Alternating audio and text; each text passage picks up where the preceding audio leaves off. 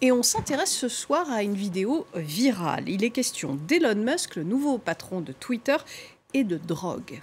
Effectivement, une vidéo vue plus de 3 millions de fois, partagée par plusieurs internautes comme celui-ci qui nous dit: dites-moi que ce n'est pas Elon Musk, le patron de Twitter, donc de Tesla aussi, dont l'extravagance et les changements opérés depuis qu'il est à la tête du réseau social ont fait couler beaucoup d'encre.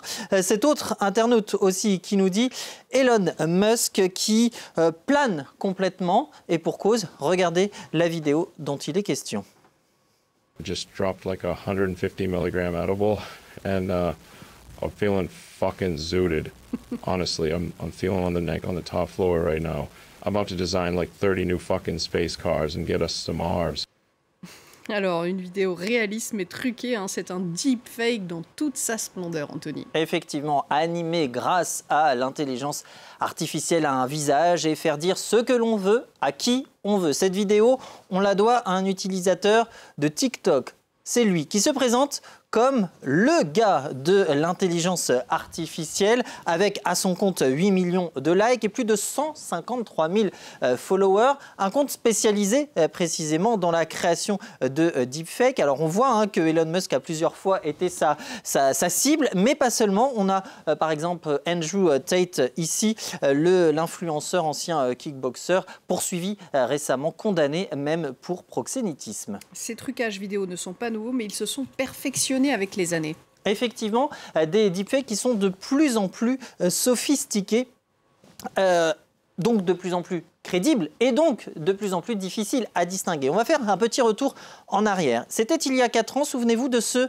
deepfake concernant Barack Obama, dans lequel il affirme que Donald Trump est une sombre crotte, pour être poli. Il s'agissait en fait d'une démarche des journalistes de BuzzFeed pour justement appeler à la prudence face à ce type de vidéos. Des deepfakes qui peuvent être aussi des armes d'illusion, de manipulation, des instruments de désinformation. Et quoi de mieux que le contexte d'une guerre pour les utiliser? Et la guerre en Ukraine en est un exemple. Souvenez-vous, mi-mars, peu de temps donc après le début de la guerre en Ukraine, on a pu voir circuler ce deepfake concernant le président ukrainien Volodymyr Zelensky, appelant à baisser les armes, baisser les bras et déposer les armes plus précisément. Et dans la foulée, celui du président russe Vladimir Poutine qui revendiquait la victoire. Deux deepfakes donc auxquels les observateurs de France 24 ont consacré à l'époque un article.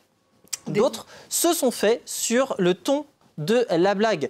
C'est le cas, par exemple, de ceux concernant l'acteur américain Tom Cruise. En voici un exemple. Alors vous voyez, ce type de vidéo via ce filtre Deep Tom Cruise circule beaucoup sur TikTok. On le voit alors ici danser, tantôt jouer au golf avec, il faut bien le reconnaître, un réalisme déconcertant. Oui, on connaît Tom Cruise, il danse pas aussi bien.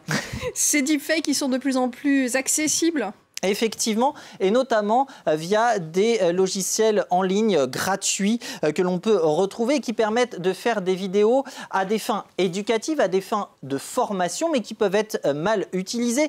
C'est simple, vous allez sur certains logiciels, vous pouvez créer des vidéos en choisissant le ton que vous allez donner à votre discours. Vous choisissez bien évidemment le contenu de votre discours, la personne donc, et ensuite le fond que vous souhaitez apposer. Le but, je le répète, n'est pas d'être mal intentionné, le but premier, mais il n'est pas rare que ce soit mal utilisé à des fins donc de manipulation. C'était le cas, par exemple, en octobre 2021, lorsque l'outil que je viens de vous montrer avait été utilisé ici dans cette image à des fins manipulatoires concernant l'actualité politique malienne.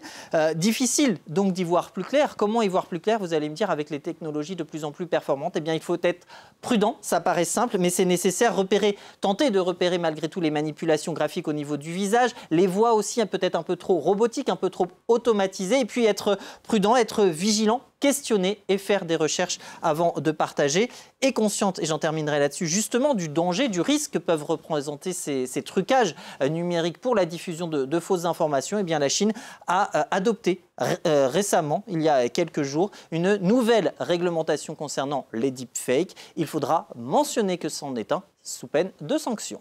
Merci beaucoup Anthony Saint-Léger. Prudence donc lorsque vous voyez une vidéo suspecte sur les réseaux sociaux. On se retrouve dans quelques minutes pour un nouveau journal.